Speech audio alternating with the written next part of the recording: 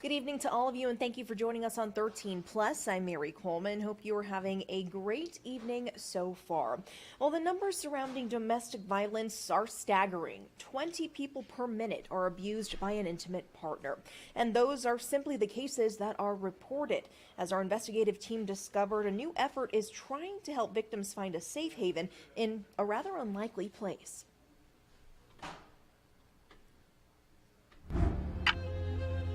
As this story begins, take a look at your watch or the clock in your home, and now consider this. According to the National Coalition Against Domestic Violence, about 20 people per minute are abused by an intimate partner in the U.S.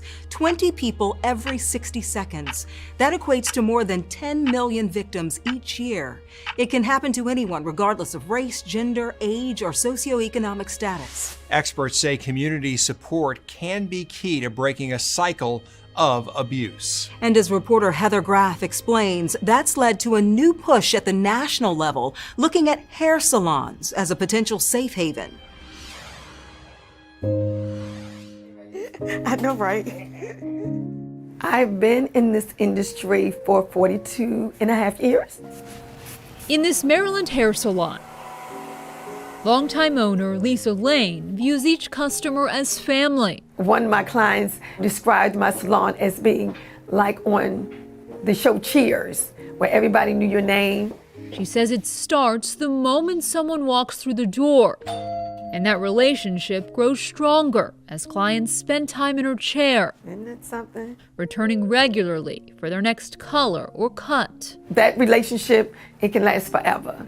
You know, and they trust you. And in Nashville, Tennessee, hairstylist Suzanne Post has experienced the same. How are you feeling? We're able to see them consistently month after month, year after year, and there's a real bond that's formed. A bond that can allow conversations about tough topics like domestic abuse. We can also be in that special position because of that trust to hear if something isn't quite right. You see, Suzanne herself is a survivor of domestic violence, and she knows the statistics. 1 in 4 women and 1 in 10 men will experience it at some point in their lifetime. I knew firsthand how confusing that can be, how difficult it is to spot the signs in your own life. So she was intrigued back in 2017 when a first-of-its-kind law took effect in Illinois that requires cosmetologists, nail technicians, and estheticians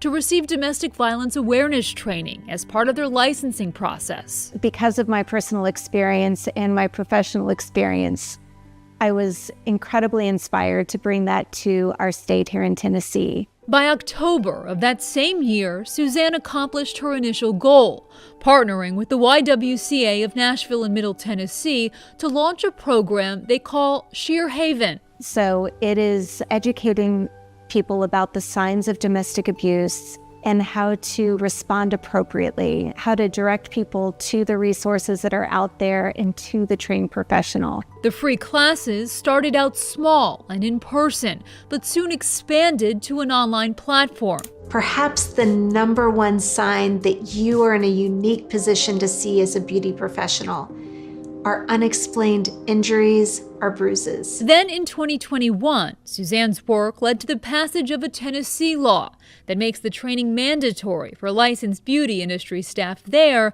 as it is in Illinois. When the governor signed the bill, it was so powerful. And now there's a new effort to take that approach nationwide. In late 2023, Senators Marsha Blackburn of Tennessee and Tammy Duckworth of Illinois introduced bipartisan legislation called the Salon Stories Act, citing success they've seen in their home states. This is another way to help protect individuals and to help break that cycle of abuse. Senator Blackburn says the bill would not mandate domestic violence awareness training for salon workers across the country.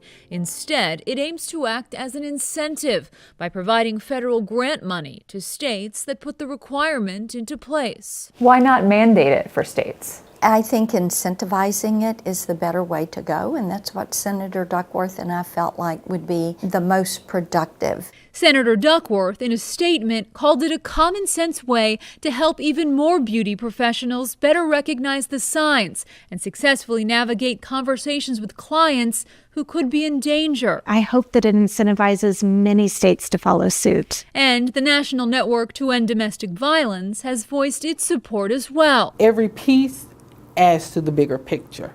The organization's interim CEO and president telling us she believes salons can serve as additional access points for abused women who too often feel isolated and alone. Where someone would recognize, oh, this might be a safe place to talk. And then most of the time, the abuser is not in that space. Do you think this could save lives? Absolutely. Yes, ma'am. In the meantime, back in Maryland, You want to see how beautiful? Lisa Lane says she'd like to see a state law where she lives, but she's not waiting for it It was something that I was determined to do. because she'll never forget the first time she sensed a client in need. But her demeanor had changed somewhat. She wore glasses, had a black eye. Not long after that exchange, Lisa voluntarily took a domestic violence prevention class through the Professional Beauty Association that's called Cut It Out. We're just there to be a safe place for them, to provide resources for them. They're protected here. And with that training, plus educational pamphlets and flyers now stocked in her salon, this hairstylist stands ready to help. Absolutely. And now I feel like I'm more equipped to handle it. Now, it's important to note the laws on the books in places like Tennessee and Illinois do not require beauty professionals to report suspected violence to authorities. The laws also protect them from any liability.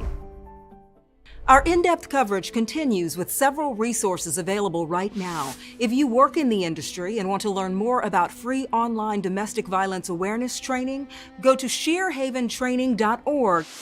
If you or someone you know is in crisis, the National Domestic Violence Hotline is available 24 hours a day, 7 days a week. Just call the number on your screen. That hotline was started back in 1996 and has